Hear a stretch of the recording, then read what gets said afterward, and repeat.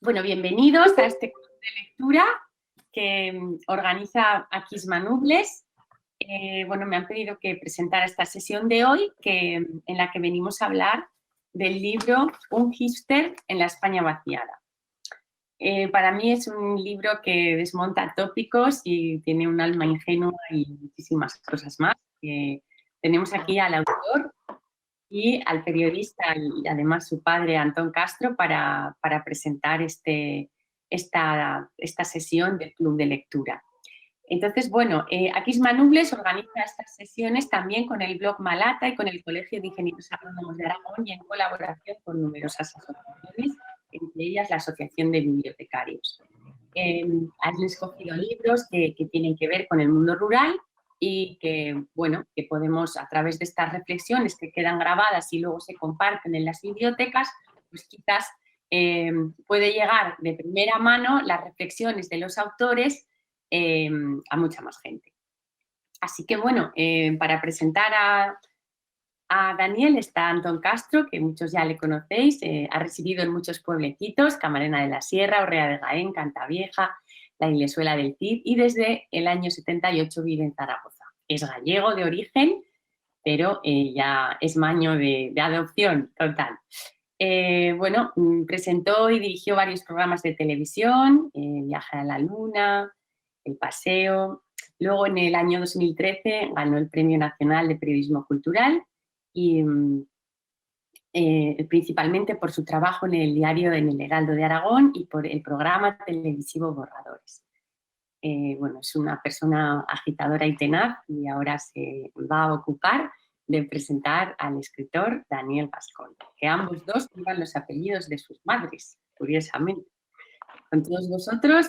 Hola, muy buenas tardes. La verdad es que es la tarea más difícil que he hecho en mi vida. O sea, de hecho, no sé muy bien cómo lo voy a presentar, ni cómo presentar el libro, ni cómo presentar a Daniel. Me da un poco de pudor y de vergüenza, pero bueno, vamos allá. Bueno, la verdad es que Daniel ha vivido en distintos pueblos de Aragón, muchos de los que has citado, Lucía y queridos amigos, y la verdad es que yo siempre me ha llamado muchísimo la atención, bueno, pues que cómo nos han marcado los pueblos a nosotros, quizá más a mí que a él, o eso pensaba yo, hasta que de repente creo que fui de los primeros sorprendidos con Un hipster en la España vacía. Yo lo veía, digamos, veía las entregas en Letras Libres, me reía como todo el mundo, no me lo tomaba demasiado en serio, me parecía que era como una especie de, pues de artefacto humorístico y la verdad es que lo veía, o sea, me llamaba la atención, me interesaba, pero cuando de repente veo el libro y me doy cuenta de que es un libro que tiene una gran intención, ¿no? Primero me doy cuenta de que es un libro que retrata muy bien muchas cosas que han pasado en España, que estaban pasando.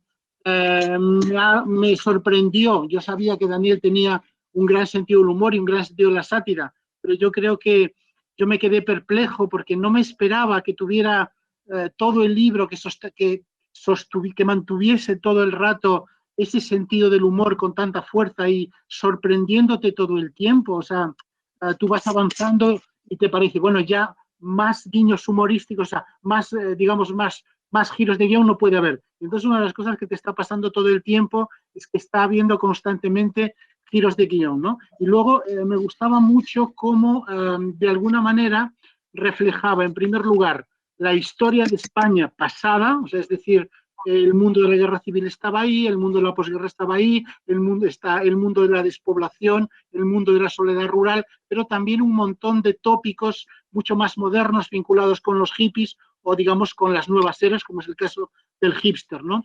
Y luego, bueno, me gusta mucho porque me ha interesado mucho también, digamos, la carga de humanidad que tiene todo el rato, es decir, ese personaje que es patético, que parece que se va a comer el mundo y que al final el mundo rural se lo come a él, y es un personaje que dices tú, bueno, este es un idiota, ¿no? Perdón. De repente te das cuenta de que no es tan idiota, es decir, que todos tenemos una gran capacidad de aprender, todos tenemos una gran capacidad bueno, de asimilar circunstancias, y luego hay un momento que, bueno, pues que también uno aprende que la gente del campo, la gente que vive en el mundo rural, no está fuera del mundo, está conectada, digamos, a través de de la raíz, de la memoria, y a través de una extraña lucidez que, bueno, evidentemente es una forma de inteligencia. El libro, bueno, toca muchas cosas, o sea, en primer lugar, lógicamente, hace un retrato de un personaje, pero realmente una de las cosas más curiosas también que me conmovió mucho es, digamos, cómo maneja los personajes secundarios, ¿no? Y como hay personajes secundarios que son estupendos. Y otro tema que me gustó, los escritores en general son vampiros, ¿no? Son gente que mira el mundo, que lo observa, que mira lo cotidiano, que mira a los seres que conoce, y de repente va extrapolando y es capaz de construir un mundo nuevo, ¿no? A mí me gusta que yo reconozco unos cuantos personajes, más o menos, por aproximación, ¿no? Que hace que Daniel ha tomado de la realidad y, bueno, pues como les da una carga también de ternura, una carga también de ironía, a veces evidentemente de crítica, y yo creo que funcionan muy bien. Entonces, en ese sentido, a mí el libro o sea, yo creo que soy, no voy a decir que el primer sorprendido, pero creo que soy de las personas, conociendo a Daniel con muchas razones, siguiéndolo, viendo incluso cómo se ha convertido, digamos, en un pensador de la actualidad, me sorprendió mucho, digamos, este deslizamiento que tiene hacia un género que tiene mucho que ver en cosas con, por supuesto, con Rafael Azcona, con Luis García Berlanga, con José Luis Cuerda, con una serie de personajes, bueno, del cine, pero también hay de la literatura. Podríamos encontrar otros muchos que están ahí muy bien metidos. Y junto a esos también hay lo que yo digo, es decir, este aspecto de lectura contemporánea de lo que está pasando. O sea, este es un libro que tú puedes encontrar a Javier Tomeo, que es un personaje muy curioso, pero también puedes encontrar, yo qué sé, a Rafael Chirves de Crematorio, ¿no? Y hoy puedes encontrar otras personas, pues no sé, al propio Félix Romeo, que le marca a Daniel en muchas direcciones. Y a mí me pareció un libro en ese sentido muy audaz, muy inteligente, y luego creo que se arriesga a que eso que en España nos sigue pareciendo literatura menor, que es la literatura de humor, se arriesga, digamos, a hacer un gran artefacto humorístico que todo el rato te está atrapando y te está haciendo preguntas. Esos son aspectos que me han interesado mucho eso que me ha interesado mucho bueno, un hipster en la España vacía. Y bueno, eso es lo que tengo que decir así de entrada, ¿no? Daniel, tengo que deciros, si no lo conocéis, publica su primer artículo en el periódico El Día de Aragón con 8 años. Yo creo que debió ser por el año 89 más o menos. Era un texto que se llamaba, creo recordar, El barco fantasma, y la literatura le ha interesado desde siempre, ha pasado por épocas muy diferentes, y una de las cosas que yo creo que se ha ido decantando más es, si al principio podía hacer, cuando era más joven, textos como, digamos, más fantásticos e imaginativos, yo creo que con el paso del tiempo ha encontrado una manera de mirar la realidad. Es un escritor realista, pero también es un escritor realista que es capaz de meterle, digamos, estos desafueros que por otra parte yo creo que son muy aragoneses, ¿no? Yo creo que en Daniel, que es un hombre aparentemente sosegado, tranquilo, casi tímido, me llama muchísimo la atención precisamente esta parte desaforada es también muy tomeística. Y yo creo que, si os parece, con esto podéis empezar un poco, Daniel, bueno, sobre todo a quitarme la razón, que es lo que hace todos los días. Quitarme razones, no la razón que no la tengo, sino desposeerme de razones, quería decir.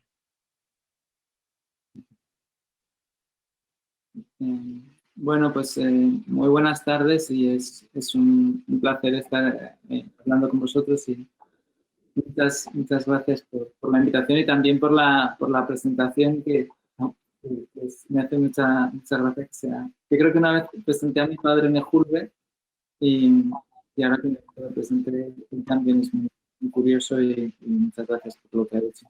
Yo en parte ya creo que también a mí me sorprendió haber escrito este libro, y creo que fue un poco accidental, porque a mí siempre me ha gustado leer literatura de humor, y pues, por ejemplo, los cuentos de Woody Allen me gustan mucho, estos de cuentos en plumas, y es un género que me ha gustado y que no siempre me atrevía a escribirle, ¿no? Porque, bueno, pues parece que por una parte es menor y por otra parte es difícil, ¿no? Me parece que era difícil.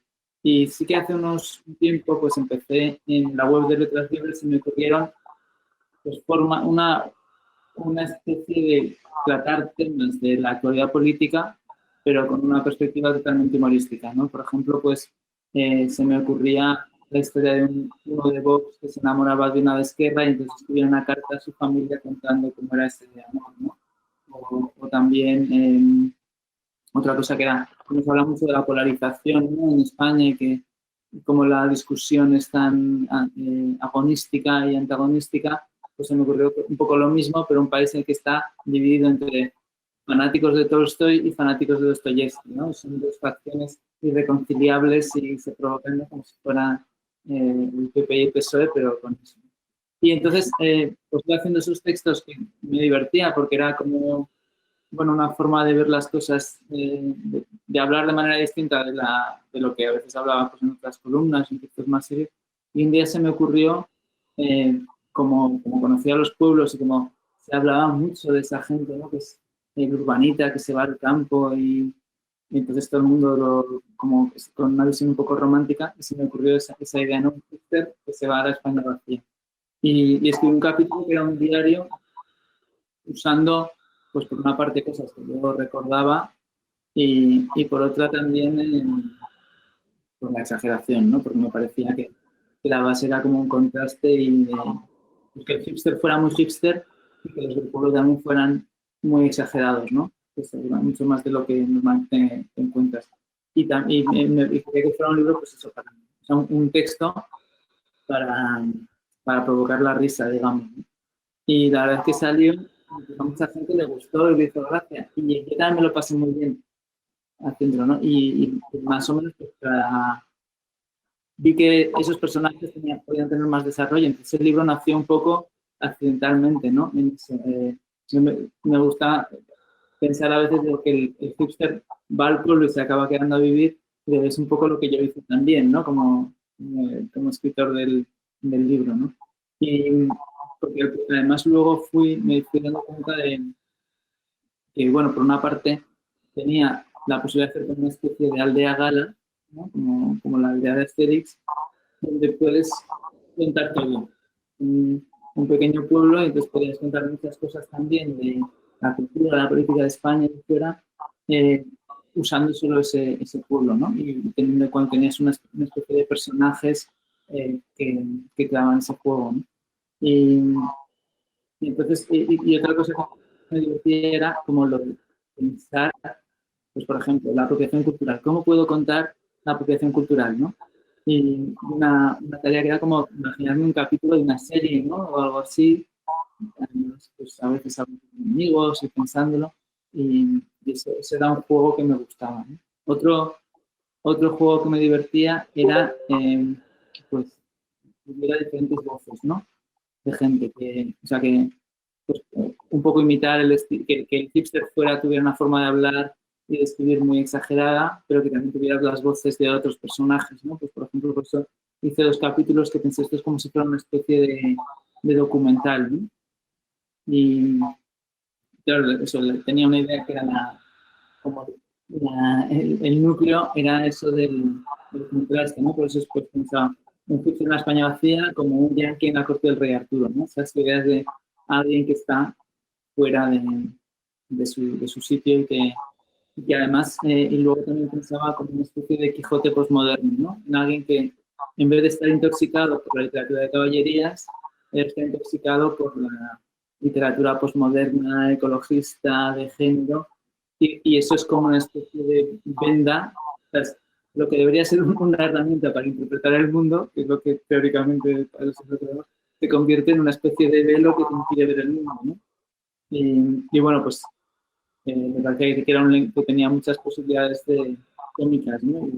Y también como tiene un punto, yo creo, que es un humor bastante bestia, pero bastante entrañable en el fondo. O sea, no hay malos, más o menos, o sea, hasta salen unos de Vox y en el fondo son unos pobres desgraciados, ¿no? O sea, no son gente...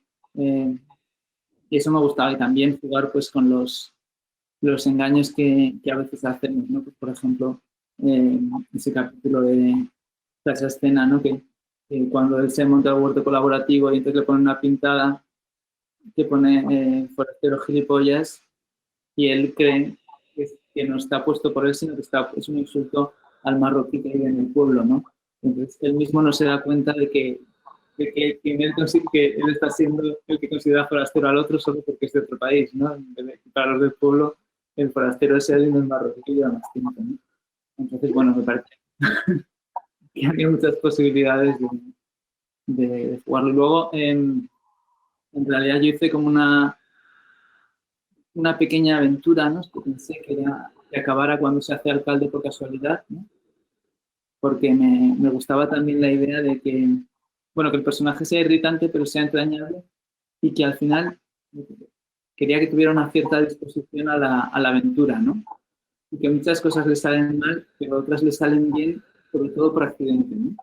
Porque entonces que acabe siendo pues, rocambolescamente elegido alcalde y a partir de ahí es cuando ya pensé más en cómo voy a tratar pues algunos temas y eso, ¿no? Pues como pensando no en la última noticia, sino en algunas de las cosas que sí que han estado como en los últimos años de la política y la cultura española, ¿no? Pues, la cuestión de la memoria, la guerra civil y todo eso, que además ha sido que tiene una presencia tan grande en el campo, ¿no? Y en el campo del pueblo donde esto sucede, esa zona más o menos, pues es una zona donde la guerra duró mucho tiempo y donde, bueno, por geografía, hasta los experimentos anarquistas y fue muy cruenta, y pensé, bueno, pues aquí esto tiene que salir, ¿no? Por ejemplo.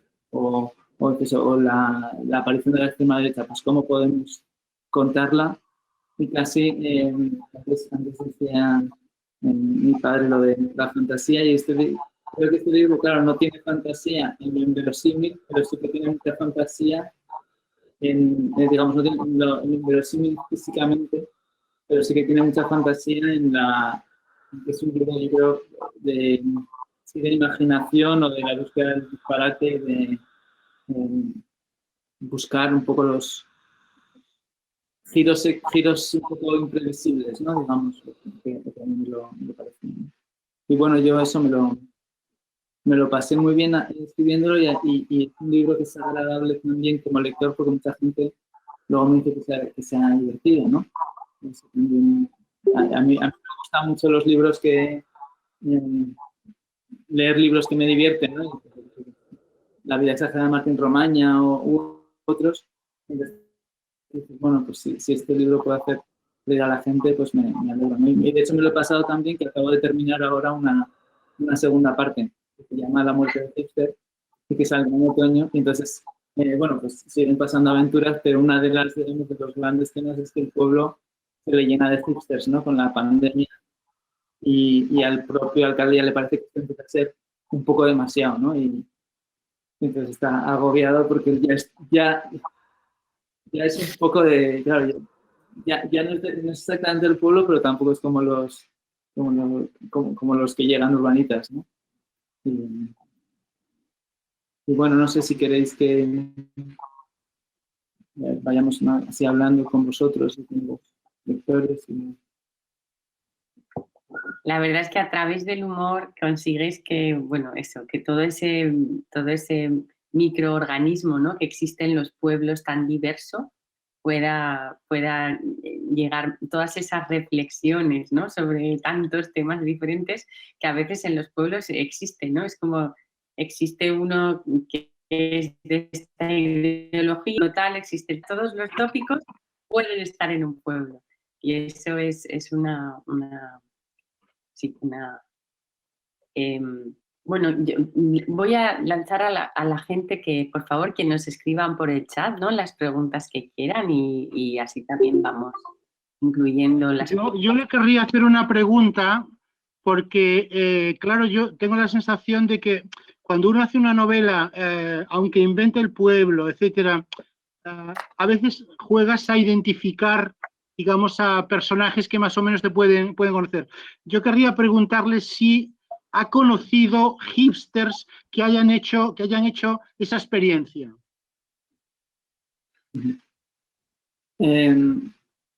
Bueno, hay una parte que al primero al que más en el que más piensas es un poco una versión exagerada de ti mismo, ¿no?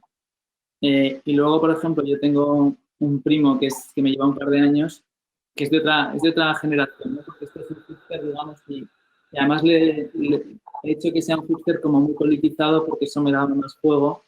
Le interesa mucho la política, y los hipsters que eso les interesa menos. Le interesa mucho la política, y es la política post-15M, ¿no? Pues las naciones de Rejón y de Podemos. Pero yo sí que tengo un primo que se llama José Manuel, que me lleva un par de años, y recuerdo que él, cuando teníamos el 14 y el 16, él era el que sabía de música, pues de música grunge y un poco el que nos enseñaba, pero tuvo lo que yo llamaba entonces una iluminación rural, ¿no? Entonces él se fue a vivir al pueblo de su madre, que es un pueblo en el que no se habla aragonés, pero él dejó el inglés y se puso a estudiar aragonés. Dejó la guitarra eléctrica que tocaba en un grupo y empezó a tocar la dulzaina y se fue a donde descendemos y fue elegido alcalde, ¿no? Entonces, claro, yo cuando pensé en el hipster, inicialmente no pensaba en él, pero el giro, por ejemplo, de que fuera alcalde, pues sí que me sirvió, ¿no? Como una gran salida, ¿no? Y luego, pues supongo que incluso nosotros mismos a lo mejor de jóvenes, ¿no? Porque cuando era niño iba con mis padres por los pueblos porque no dejabas de ser, aunque no éramos urbanitas, pero era gente que vivía en la ciudad y que iba de pueblo en pueblo, ¿no? O mis padres tenían unos amigos que eran, claro, si mi primo era de la generación de los 90, de los grunge, en cambio, otros que eran como de la época de los hippies, y entonces esos iban a rehabilitar pueblos al Pirineo, ¿no? Pueblos deshabitados. Me acuerdo que eran vegetarianos, no tenían tele, iban con sandalias. Entonces eso también nos llamaba la atención y sí que es un tipo de gente que conozco, ¿no? Hay una pregunta aquí, dicen que a Enrique le salva su ingenuidad hasta de las pedradas en la frente, ¿no? Que hablábamos. Y dice, ¿es ingenuidad o instinto de supervivencia? Pues sí. Yo creo que tiene un poco las dos cosas, ¿no? Y claro, él tiene como esa especie de optimismo inquebrantable que es de este tipo de personajes, ¿no? Digamos que el modelo en eso es el Quijote, ¿no? Es decir, alguien que todo le va mal, pero aún así cree, no se rinde nunca, ¿no? Es como, y entonces eso yo creo que esa ingenuidad es importante y creo que en su caso no es calculada, ¿no? Porque, o al menos como ese personaje, pero sí que me gustaba que a veces tuviera pues momentos, eso, ¿no? Lo que decía antes, como de disposición a la aventura, ¿no? Que tiene que ir a desenterrar un cadáver y que va. O lo de por ejemplo, la escena esta en la que parece que se van a pegar y al final es un campeonato de morra, ¿no? Entonces como que de repente se le ocurran cosas que le permiten un poco salvar el pellejo, ¿no?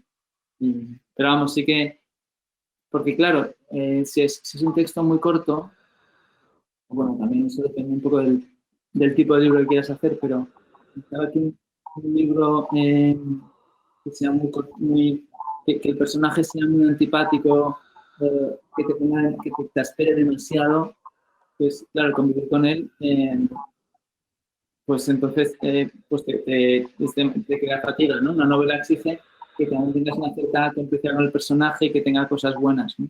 Entonces yo creo que eso, pues Enrique, dentro de lo irritante que sea, que también tenga alguna virtud, aunque solo sea, pues estar dispuesto a hacer las cosas, ¿no? Yo también, antes de que te pregunten, Daniel, no he visto más preguntas, pero siempre tengo una curiosidad. Tú has vivido...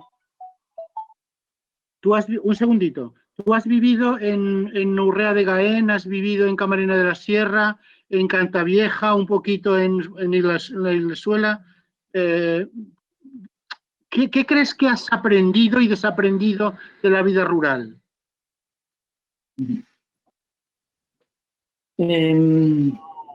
Pues bueno, hay muchas cosas yo creo que aprendes que son que en realidad no te das cuenta, ¿no? Pero, por ejemplo, sí que creo que los pueblos son más igualitarios que las ciudades, ¿no? En términos de trato, aunque a veces sí que hay como pues puede haber una jerarquía, pero pues al final todos van al mismo colegio, entonces allí conoces a gente en ese sentido, aunque haya mucha menos gente, pero es muy diverso en algunas cosas, ¿no? Y eso yo creo que sí que es quizá de lo que más destacaría y que también pues dices, pues como que tienes que ir cambiando, pues te da una cierta facilidad de adaptación a los sitios, ¿no? Luego, creo que también una relación con la actividad productiva que a lo mejor no tendría siempre por lo mismo, ¿no? O sea, pues ves a mucha gente que tiene muchos trabajos de artesanía, de tal, que a veces si no en la ciudad no tienes, ¿no? Porque eso sí. También una relación con el espacio físico, yo creo que también es muy, muy importante, ¿no? Y con el paisaje y los sitios y una forma de vivir la naturaleza pues, como paisaje y como sitio de placer, pero también como sitio de producción y a veces como impedimento, ¿no? Eso yo creo que es otra de las cosas. Es como una relación, del mismo modo que también es, digamos, de mayor, socialmente más gente, pero también con gente de distintas edades, ¿no? Por o sea, las mismas clases, que estás con gente de diferente edad, también jugar con los mayores, que los mayores te quiten el campo, ¿no? Que los mayores los quites a los pequeños, esas cosas también.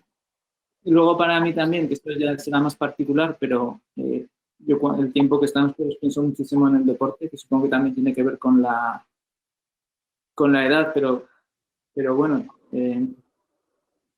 creo que con una libertad de horarios que tiene también que ver con la relación con el espacio y de jugar mucho y de disfrutar mucho, digamos, el mundo este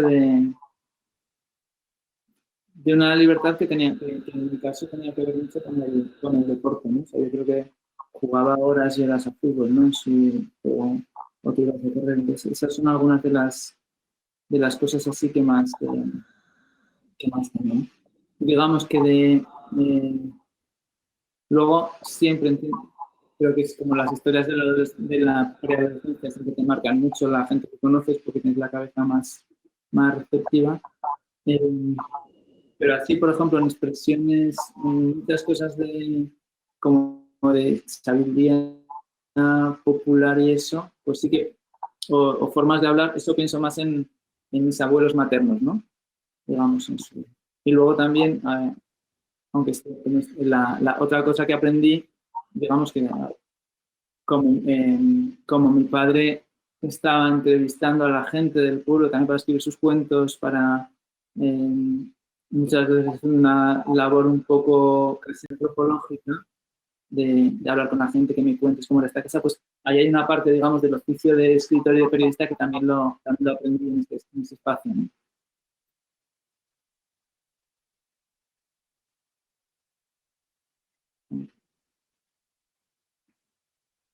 Luego veo que tenemos varias preguntas, ¿no? Y creo que había alguna pregunta, sí. Sí, a ver, aquí dice, por ejemplo, el Puticlub de Cañada acaba en un foro sobre emprendimiento de mujeres. Ironía llevada al extremo. Bueno. Sí. Claro, eso era... Además, fíjate que cuando había escrito los primeros 5 capítulos, yo quería seguir, pero esto que estás como pensando, ¿qué puede haber? No sé qué. Y entonces me contaron, o sea, no sé en qué pueblo que había el enfrentamiento por el Puticlub, ¿no? Entonces yo pensaba, claro, este es otro de los... Claro, muchos pueblos no hay, pero en otros sí que hay. Y sí que es, digamos, en los clichés, porque claro, también el libro juegas mucho... Pues juegas con los clichés y a veces les das la vuelta, ¿no? Que es lo que aquí haces, ¿no? O sea, jugar con la expectativa. Y entonces me parecía que esto podría ser, bueno, una forma de hablar de una realidad y luego también pues de una manera muy distorsionada, también con el entendido, ¿no? Y ahí, por ejemplo, pues claro, en ese momento también estaba en el gobierno ese debate sobre el abolicionismo o no. También, por ejemplo, pensaba en la película esta que habréis visto mucho seguro, que se llama Bésame tonto, que entonces hay como una de casa y una prostituta, ¿no?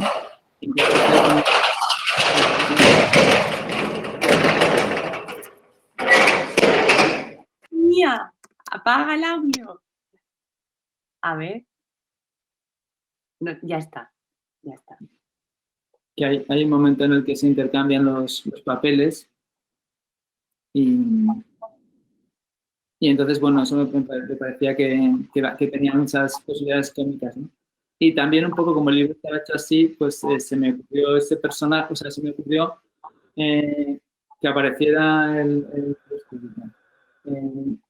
que hubiera un malentendido de que una visita ministerial y entonces que crean que es una emprendedora y luego como el personaje daba juego, pues la quise meter pues más veces, ¿no? Y de hecho también en el nuevo la saco un par de veces porque creo que tiene su gracia. También me parecía que era divertido que fuera una empresaria del pueblo, ¿no? En una actividad que no sé. Había otra hay un mensaje de es posible que impregna todo el libro. Es posible, tú crees, el retorno, la unión entre lo urbano y lo rural, como está entendido hoy en día, como sucede ahí al final. Bueno, yo creo que igual en los últimos años se ha separado un poco más, pero creo que en España es que como todo el mundo tiene raíces, o casi todo el mundo tiene raíces en un pueblo, es que si no son tus madres, tus padres son tus abuelos. Entonces yo creo que en parte por eso también el libro hace gracia a mucha gente, porque hace gracia a los que conocen los dos sitios, ¿no? A los que tienen el pie en los dos sitios y ven por las incongruencias del que llega a la ciudad como llega con un elefante en cacharrería, ¿no? Yo creo que pues que claro que es posible ese reencuentro porque en cierta manera nunca se han separado, ¿no? Incluso yo creo que en algunas cosas a lo mejor tenemos hasta más conexión que en otros momentos, ¿no? Porque me parece que hace 20 o 30 años pues sí que había una diferencia a lo mejor de información o ya los periódicos a veces en donde vivíamos nosotros, los periódicos los días después el mundo del país a veces. Pues ahora no, tienes la misma información, puedes tener plataformas de las mismas películas, ya que si tienes una conexión a internet, que es otro de los problemas, ¿no? Pero entonces yo creo que hay un continuo pues, más grande que en otros momentos, ¿no? Que haya muchas diferencias en cuestiones a lo mejor más complicadas, tangibles, ¿no? Como pues, las escuelas, la atención, los servicios. Pues sí, pero creo que en el universo en el que vivimos cultural es mucho más parecido, aunque sí, es lo que de repente gente de la ciudad que no entiende que en el medio rural tú tienes que ir con un coche, ¿no? Y que no es lo mismo decir vamos a fomentar el transporte público en un sitio de muchísima densidad de población que en los pueblos el otro día vamos a presentar en el pueblo de mis abuelos el de este verano. Entonces hablé con la concejala de Cultura y le pregunté, ¿y tú vives en el pueblo? Y me dice, no, vivo en Alcoriza y trabajo en Más de las Matas o algo así, ¿no? O sea, dices, eres concejala en el Julio y dices, claro, o sea, pasas buena parte de tu vida en la carretera, ¿no? Porque tienes que hacer eso, ¿no? Y esas, a veces lo que no son las cosas prácticas las que se ven menos, ¿no? Las que esas diferencias menos. Total. Sí. Aquí hay otra de si lo verías como un guión de serie, que creo que eso puede ser. Sí, bueno, la verdad es que Netflix ha comprado la opción para adaptarla. Y no sé si será o no, porque yo también he escrito guiones de cine y una película y es un mundo que, como tú sabes, es muy virtuoso y muy difícil de que las películas se lleguen a hacer, ¿no? Pero sí me gustaría, aunque también saben, o sea, porque además creo que el cine está muy presente en el ¿no? O sea, que, aparte que hay un rodaje de una película que pensaba un poco pues, en las películas estas que se hacían mucho en los 90 sobre la guerra civil, que te era como los grandes escenarios, ¿no? Porque Serrano Libertaria, Serrano de Libertad, y me apetecía mucho usar ese, como este tema, pero luego también hay muchas referencias cinematográficas, sobre Same Tonto, pero también hay una cosa de Indiana Jones cuando se van al monasterio ese, porque estaba pensando en la última cruzada, ¿no?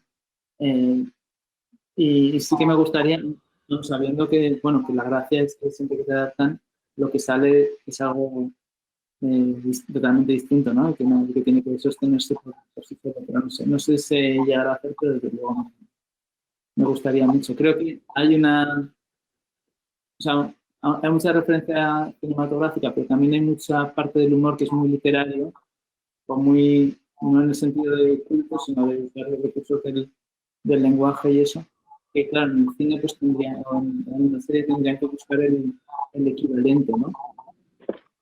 Por hay cosas que funcionan en la página y luego pues no todas funcionan de forma audiovisual, ¿no?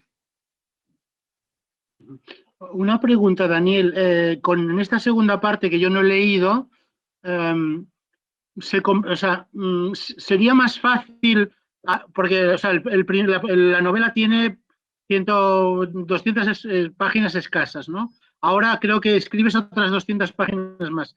¿Sería más fácil ahora hacer una serie con los dos? O sea, ¿estaría mucho más completo ese mundo y tendría el mismo tono de humor? Sí, yo creo que sí que lo podrías seguir, o sea, podrías hacerlo como una segunda temporada y seguramente el personaje pues está más hecho y el invento está un poco más cerrado, ¿no? Incluso y seguramente la segunda parte pues tiene el arco que está más clara, ¿no? O sea, yo creo que igual con las dos es más fácil ver la serie o ver la serie como yo la vería, no sé si la vería así uno de Netflix. Oye, Claro. y otro tema que está todo el rato en la novela, que quería preguntarte, un poco la importancia de las mujeres, porque parecen más inteligentes, con una, o sea, como si se dejasen engatusar, pero ellas están dominando todo el rato la situación, incluso, o sea, todas, o sea, es decir, desde la camarera, las prostitutas, hasta las del comité. ¿Eso has querido dar algún mensaje? ¿Es un mensaje feminista? ¿Es darle la vuelta al tópico? ¿Quieres congraciarte con alguien? ¿Quieres pedirle perdón a tu madre por lo mal que te has portado con ella?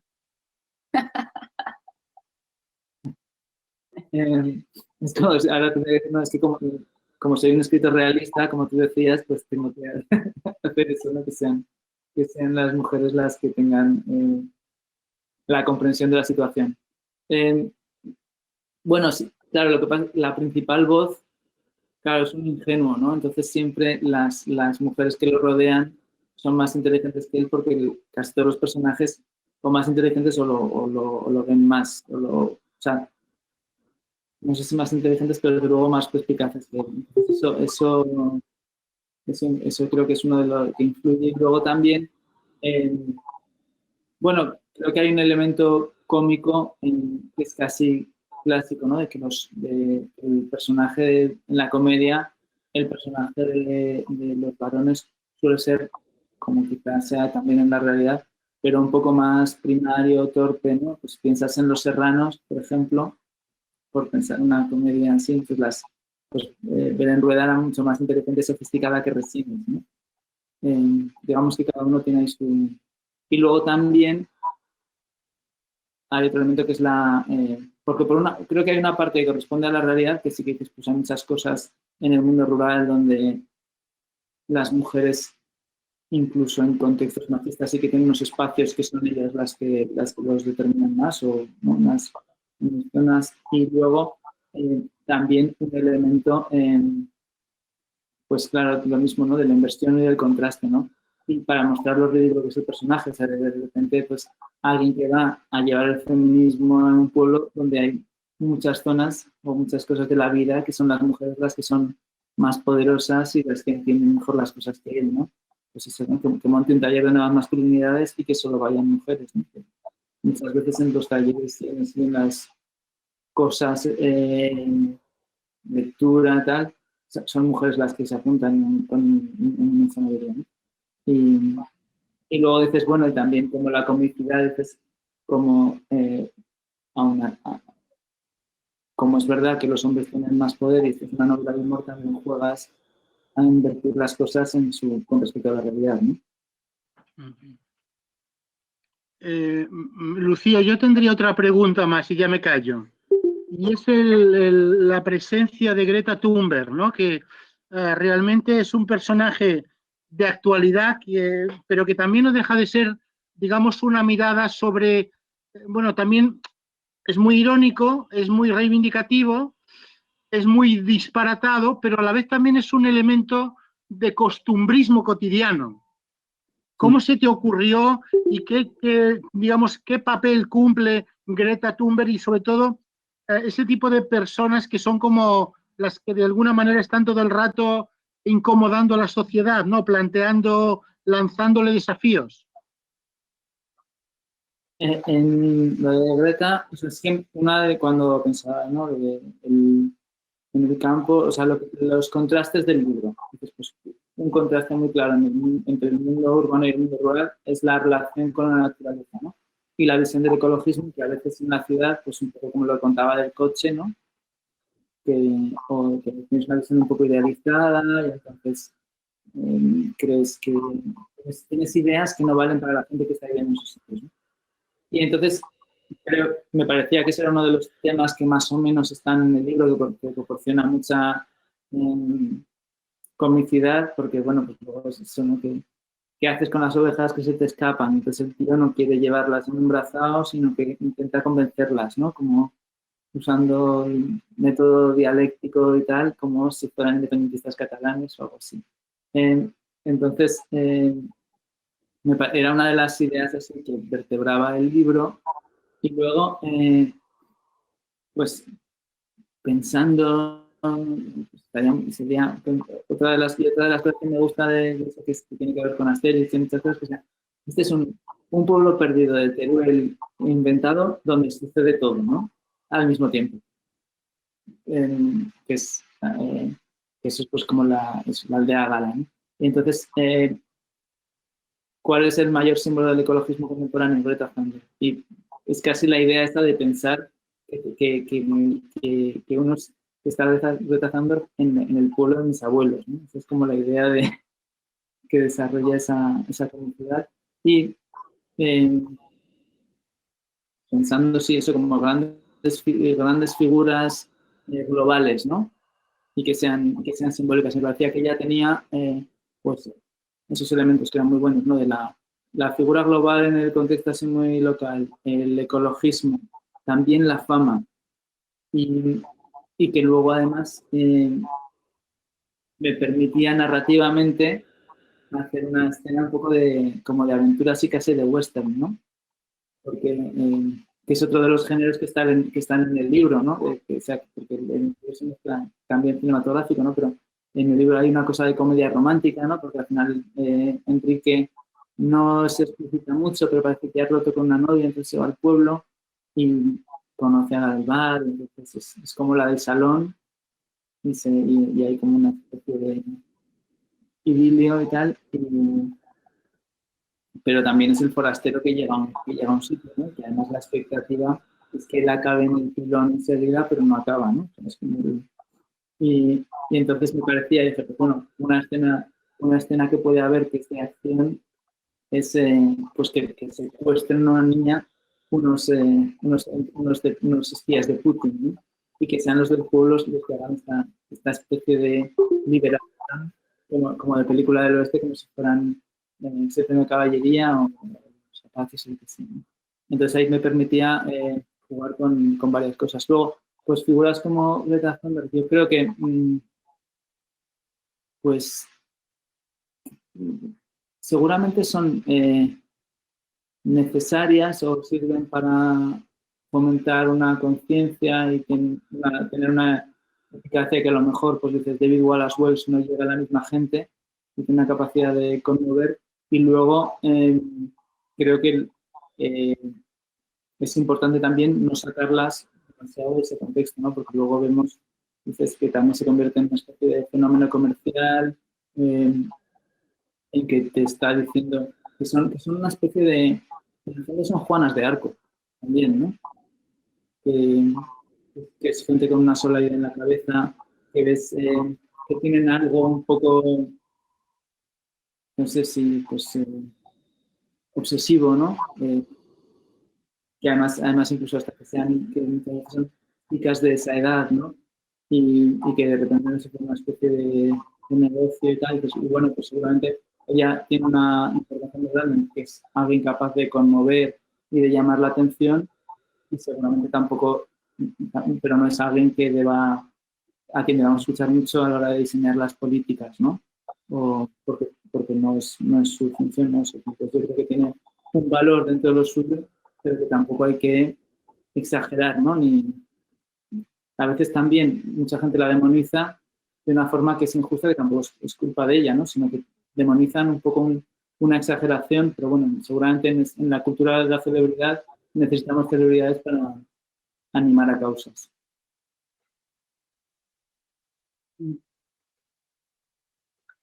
Sí, yo me he quedado intrigada con esta segunda parte, la verdad, porque tengo muchas ganas de leerla, porque realmente creo que sí que existe una tendencia que la gente está volviendo, ¿no? En mi pueblo ya somos casi 20 personas más y bueno, hay que plantearse todos esos retos que seguro que en el libro estarán, bueno, pues tratados con humor. Pero bueno, para ti, esa afluencia que parece que está ocurriendo, que puede llegar a ocurrir, ¿cómo lo ves tú? ¿Cómo crees que eso puede hacer crecer digamos, la sociedad de hoy en día? Y bueno, yo creo que creo que está bien, o sea, pues si hay gente ahora que piensa que la ciudad que le resulta menos atractiva, y si quieren ir al pueblo, pues ahora está bien como si se quieren, o sea, que lo primero es que la gente pues pueda vivir, ¿no? Donde quiera, ¿no? Y bueno, luego, y que más o menos haya unas condiciones materiales para que no sea todo imposible. Yo no sé hasta qué punto ese regreso va a ser como numéricamente significativo, ¿no? Me parece, claro, por una parte, pues, si va gente joven a pueblos y ciudades pequeñas, que permite aferrar población y servicios y que haya niños sigan los colegios, pues me parece genial. Creo que luego pues también hay dificultades porque a veces los trabajos no es tan fácil tenerlos, ¿no? Porque ya no es solo la tecnología, aunque tengas la tecnología parece que no es tan sencillo. Luego también cuestiones como pues en el colegio, pero a los 12 años ya menos, ¿no? O a los 18. Entonces eso sí que creo que me cuesta pensar que haya una gran transformación porque creo que muchos diríamos, pues me gusta vivir en el pueblo, pero luego no es tan fácil, ¿no? O sea, tienes que también encontrar un trabajo que te lo permita entonces, yo creo que puede ser que si un grupo de gente vuelva y lo consiga, pero me gusta pensar que se vaya a revertir una tendencia porque creo que la tendencia no obedecía solo a la elección personal, sino a pues, que la gente tiene que vivir donde haya trabajos, ¿no? Y a veces en lugares pequeños, pues no hay una cualificación, pues no puedes tener tu trabajo, pues entonces yo creo que es complicado, aunque bueno, si se puede hacer y quien quiera vivir allí y lo intenta, pues me parece genial, ¿no? Claro. Es una posibilidad. Daniel, una pregunta que es un poco a lo mejor una chulería, ¿no? Pero Javier Cercas ha escrito elogiosamente del libro, Mario Vargas Llosa también. Eso, ¿para qué le sirve a uno? Pues, hombre, te sirve como, por una parte te hace ilusión, luego también te pone un poco nervioso porque siempre piensas que se han equivocado, ¿no? O sea, que dices ahora es que han leído mal el libro o lo otro, este me ha salido bien, pero después ya nunca voy a poder hacer esto, ¿no? Es como cuando escribes una columna, ¿no? Y alguien te dice, me ha gustado mucho y dices, y hay un momento que dices, joder, nunca voy a hacer una columna como la de ayer, ¿no? Por ejemplo. Que muchas veces cuando la ibas a mandar te parecía que era una mierda, por otra parte, ¿no? Entonces, bueno, a mí me hacen ilusión y luego pues también, claro, te regalan mucho, además cuando es gente que admiras y los agradeces, pero creo que tampoco hay que hacer demasiado, intento no hacerle demasiado caso, ¿no? Porque para que no te paralicen cuando son buenos y sobre todo cuando son malos, ¿no? Además, siempre pasa que haces que la pequeña pega te acuerdas mucho más que del gran elogio, ¿no? Que también es un error. Entonces, bueno, pues si hay gente, además, o sea, cualquier persona que le guste lo que haces, pues te alegra mucho y si además es alguien a quien admiras, pues todavía más, ¿no? Pero bueno, tampoco dejar ni que te exalte la vanidad ni que te acojone demasiado. Claro. Sí, has citado tus columnas. En general no pasan inadvertidas ni siquiera en la Moncloa. ¿Eso lo llevas bien? ¿Forma parte de tu compromiso? ¿Hay alguien que dice que eres un autor como muy libre? ¿Tú sientes eso? ¿Tienes el vértigo de hacer daño a alguien? ¿Intentas ser libre y libre sin más? ¿Eso cómo se hace? Es decir, porque no es lo mismo escribir en un... A veces el medio es el mensaje, escribes en El País, escribes en Letras Libres. Eso a veces te sobrecoge, te asusta, saber que tu opinión puede llegar, por supuesto, a Sánchez, pero también a mucha gente, a los ministros. Eso ¿cómo se vive eso? Hombre, sí que, por ejemplo, sí que yo creo cuando de los sitios en los que he escrito, en El País sí que lo notas más porque a mí es como todos los medios son una institución, pero es una institución muy definida, ¿no? Y que mucho y sí que creo que más o menos tiene como, no son por las opiniones, es tiene como un tono, creo yo, ¿no? Que porque me parece muchas veces los medios no se tienen algo que es musical, ¿no?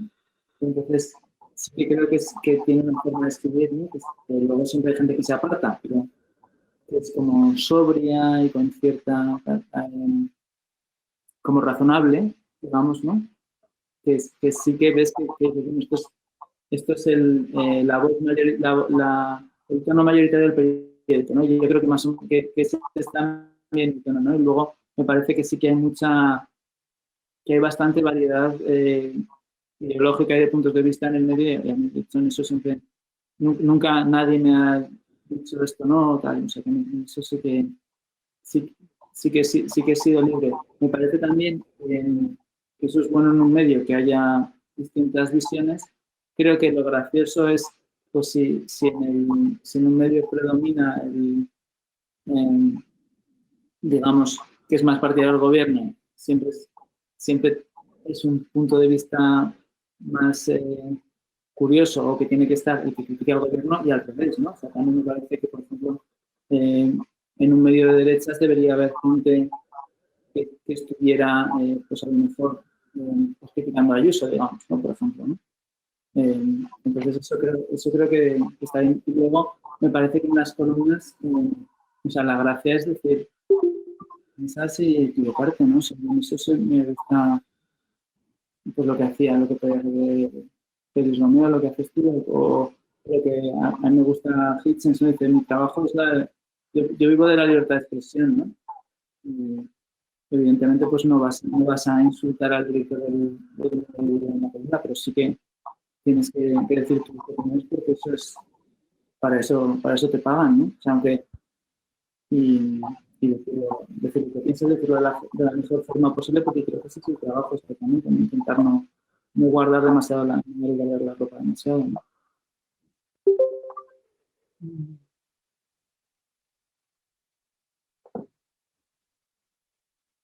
Bueno, pues aquí hay alguna pregunta más, alguna persona más quiere preguntar cosas. Sí, hola a todos. Un gusto saludaros. Daniel, digo, yo me leí la novela al poco tiempo de salir y me sentí identificada por todas partes en realidad. Yo soy urbanita que aterrizó en un pueblo de 400 habitantes desde Madrid y bueno, pues la parte de urbanita quizá pues ese impulso que llevas, ¿no? De querer hacer cosas y de integrar a la gente en un montón de actividades. Y ya 14 años más tarde he pasado a ser todo lo contrario. Como que me extraño cuando viene alguien e intenta hacer cosas nuevas, ¿no? Aún así, sigo al pie del cañón. Y te tengo que agradecer los buenos ratos que pasé, porque yo identificaba a la gente del pueblo con tus personajes. Llegué a ponerles cara a tus personajes con la gente con la que convivo día a día.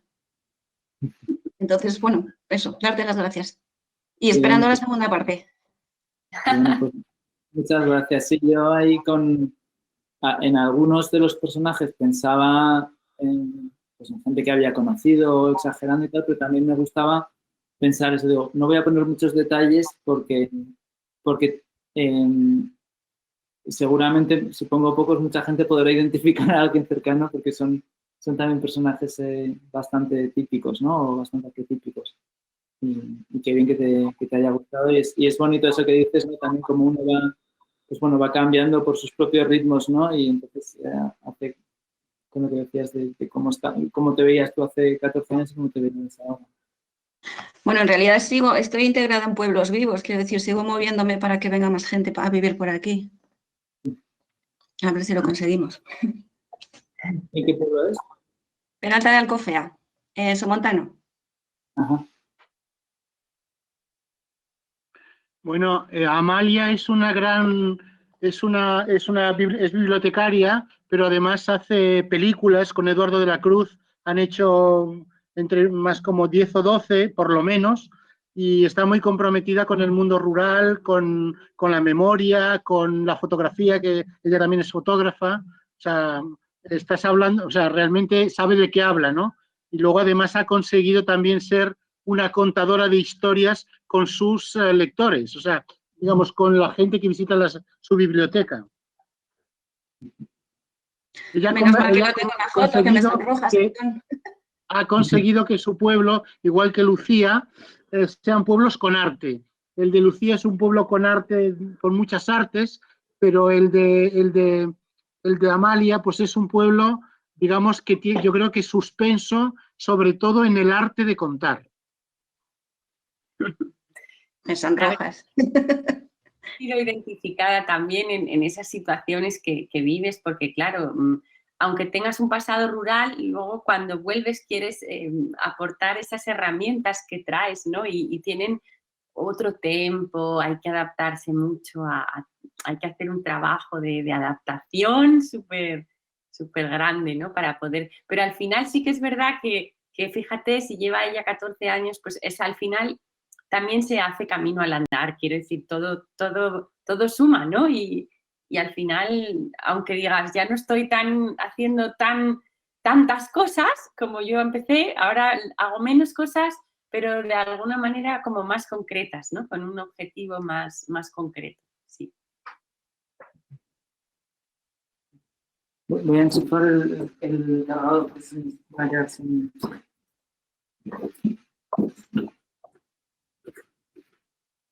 De todas formas, yo creo que ese impulso que yo, por ejemplo, hablo de mi caso, no sé los demás, no sé, Lucía, cómo es el tuyo, ese impulso que yo traje desde Madrid, de pues, ir corriendo a todas partes, nunca se abandona. A mí hay veces en el pueblo que dicen, siempre vas corriendo. Digo, sí, es que estoy haciendo cabras para oposición para cabra de la Legión, ¿sabes? Porque ese acelerón todavía, 14 años más tarde, lo sigo llevando y eso es bueno, porque a veces si no te aplatanas, dejas de hacer actividades y eso quizá te pueda llevar a un punto de depresión que no es bueno. Sí, nosotros hablamos siempre del estrés rural, porque realmente la gente que estamos viviendo en los pueblos y, bueno, pues aquí en la misma comarca hay un montón de gente de asociaciones, que estamos juntos, que hacemos, y estamos todo el rato moviéndonos de un pueblo a otro, haciendo cosas. Esto, por ejemplo, ¿no? O sea, es un ejemplo, porque al final lo que te apetece es, pues, ese movimiento que traes, de esas posibilidades, ¿no? De que si te mueves pasan cosas. Yo tampoco lo he perdido de momento, ¿no? Es que me da la vida, me gusta. Y además, en eso también hay muchas posibilidades de hacer cosas que a veces en las ciudades puede ser más complicado, yo creo, en eso, ¿no? Es un grupo, yo solo recuerdo en Urrea, sobre todo, que es donde más vida de pueblo yo conocí. Pues, no sé, pues el teatro, no sé, que había como una implicación muy grande de muchos chavales, ¿no? Al principio, pues estábamos casi toda la clase haciendo teatro, como en las extraescolares, ¿no? A unos les gustaba más y a otros menos, y otros estábamos haciendo y otros a lo mejor estaban fumando en la parte de atrás, ¿no? Pero era una cosa que... Luego me acordaba con esto de las fotos que, claro, nosotros, por ejemplo, en casa teníamos, pues, como a mi padre le gusta mucho la foto, tenía muchas revistas y muchos libros y tal, y entonces teníamos, creo que eran El Europeo, y había unas fotos medio pornográficas, bueno, medio pornográficas, no, pornográficas del todo, de Jeff Koons, me parece, y Cicciolina, ¿no? Y yo creo que ahí pasó todo ciclo superior seguro pasó en algún momento a casa para verlo, ¿no? Porque además era un momento en el que el erotismo era mucho menos visible, ¿no? O sea, que no... Es curioso, perdón para los que estáis ahí.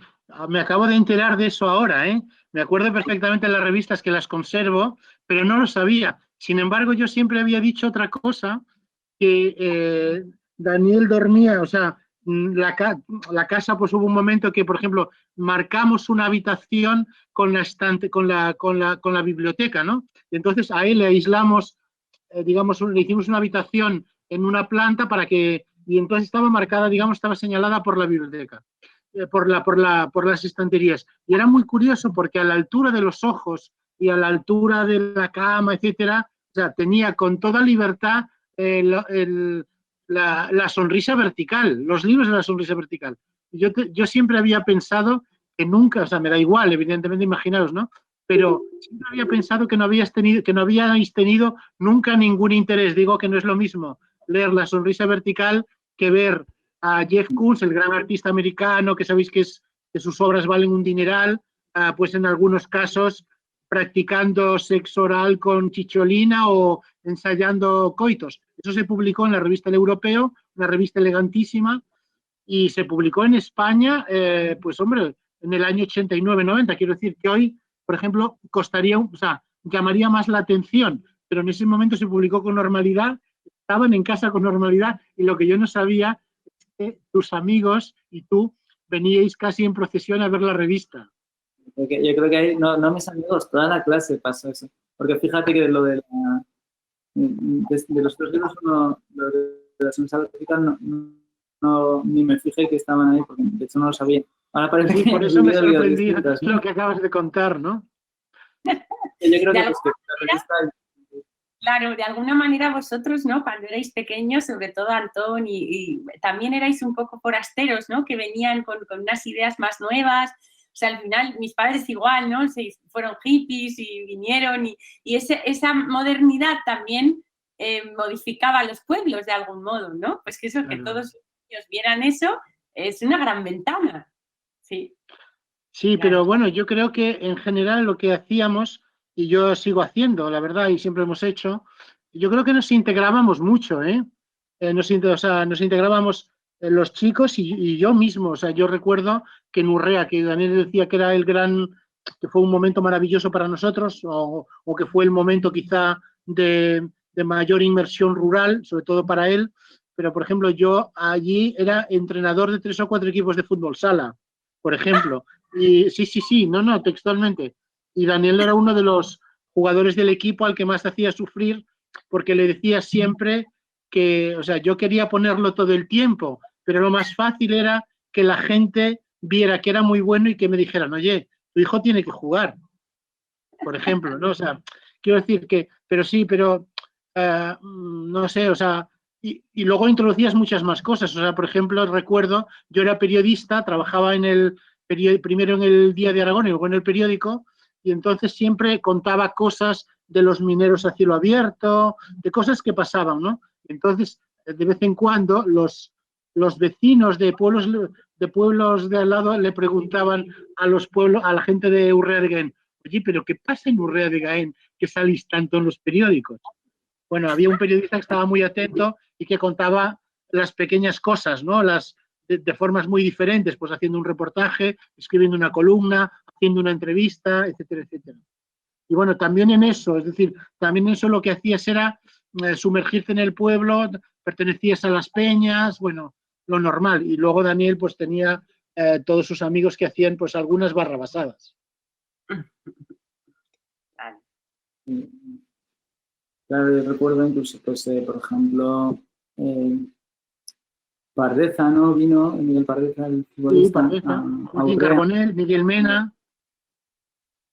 Sí, wow. O sea, hacíamos cosas. Sí, sí, no. Nosotros llevábamos a la gente, pero no para nosotros, los llevábamos a la biblioteca. O sea, sabíamos que la gente, por ejemplo, Miguel Pardeza, fíjate, estaba a punto de ganar la Recopa, era un mito ya, ¿no? Pues Pardeza vino y estuvo una tarde, pues 2 o 3 horas en la biblioteca del pueblo. Carbonell vino con su guitarra tocando canciones en el pueblo. Miguel Mena vino otro día y estuvo allí también. O sea, lo que hacíamos era un poco, digamos, el núcleo de amigos, integrarlos y que la gente participara un poco de eso. Es que si no, yo siempre digo que las actividades en los pueblos hechas para la gente de fuera están bien, pero realmente lo bueno es, hombre, que los pueblos tengan cosas, iniciativas, etcétera, pero lo bueno es integrar a la gente del pueblo. Es decir, o sea, yo siempre me acuerdo, y perdonad que no es aquí por tener ningún protagonismo, pero me acuerdo cuando hacíamos los congresos de Albarracín, yo le decía al de la fundación, digo, pero ¿dónde está la gente de Albarracín? Y es que la gente de Albarracín no participaba. Y entonces yo dije, bueno, pues aquí tenemos que hacer una cosa. Tenemos que hacer que la gente de Albarracín venga a este congreso. Y entonces una cosa que hicimos, lo cuento siempre porque funcionó muy bien, fue el día que dimos un taller que se titulaba ¿Cómo aprender música en 1 hora? Con 4 palabras. Caca, culo, pedo, pis. Entonces hicimos un anuncio, digamos, por esa megafonía que cuando suenan las jotas, que como cuenta Daniel en su libro, anunciando a la gente que vinieran, que lo iban a pasar muy bien, y que era una cosa hecha no para foráneos, sino solo para gente del pueblo. Y la verdad es que os podéis imaginar que se lo pasaron de maravilla. O sea, yo es de las cosas que más me he reído en mi vida y que la gente más feliz era. O sea, además llevamos un músico de Garrapinillos que conocía un montón de instrumentos y trajo 20 o 30 o 40. Entonces empezó a tocarlos y a la vez hacía pues, caca, caca, caca, pero, o sea, les enseñaba ópera, bueno, una maravilla. Y la verdad es que nosotros pienso que una de las cosas más bonitas que recibe la gente cuando viene es que viene siempre la gente del pueblo, ¿no? Sobre todo las mujeres vienen a ver las cosas desde siempre a la casa. Y eso es muy bonito para la gente que viene de la ciudad porque es un público muy, muy diferente y porque son las personas que luego se encuentran por la calle, claro. Y eso es hacer que la cosa tenga sentido. Yo si no vinieran, pues no me gustaría, claro, sería... Pues eso, sí, sí. Viene todo. Claro, sí. Hay una cosa de cuando sale el amigo este que tiene una persona argentina y otra italiana que canta y que se veía con una del pueblo.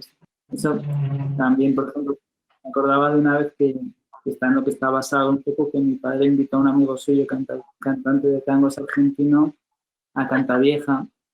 Entonces actuó en el hotel, que a lo mejor era un día de diciembre, pero no era el puente, o sea, era como el peor fin de semana del año para hacer un concierto porque no había nadie, ¿no? Bueno, claro. Sí. Y entonces solo tenemos los del pueblo y tal, y claro, él naturalmente quería ligar, ¿no? Entonces era como que decía, pero no había posibilidades, ¿no? Entonces, 5, y entonces le decía, sí, aquí todas son lesbianas. Y veías como a los maridos en la barra, y digo, lo que pasa es que te van a matar estos, ¿no? Porque Creo que consiguió ligar esa noche, Daniel. Creo que consiguió ligar a pesar de lo que dices. Sí, no sé. Lo rural está Sí, lleno de seguro. sorpresas. A la mañana siguiente amaneció con una chica del pueblo en el hotel, seguro. O sea que a pesar de lo cómico que era y lo gracioso, no sé cómo lo hizo, pero lo consiguió. Qué bueno. Bueno, yo creo que ya, Lucía, creo que tenemos que terminar, ¿no? Ya son las 8. Y 20, perdón, que no me enteraba. Yo estaba aquí tan a gusto. Bueno, pues No, yo lo Jolín, digo por la gente que pensará que somos unos pesados y que ya hemos incurrido en las batallitas. Y nada más lejos, ¿eh? bueno, de todas maneras, yo creo que ha durado 1 hora y cuarto, creo que está bien. El libro lo merece y ha sido un diálogo súper interesante entre los dos. De verdad, muchísimas gracias por dedicarnos este tiempo. A vosotros. Gracias a Daniel por haber escrito un libro tan bonito y tan divertido. Y nada, esperamos veros pronto por el Valle del Manubles y por Torralba de Ribota en concreto. Así que, bueno, despediros vosotros.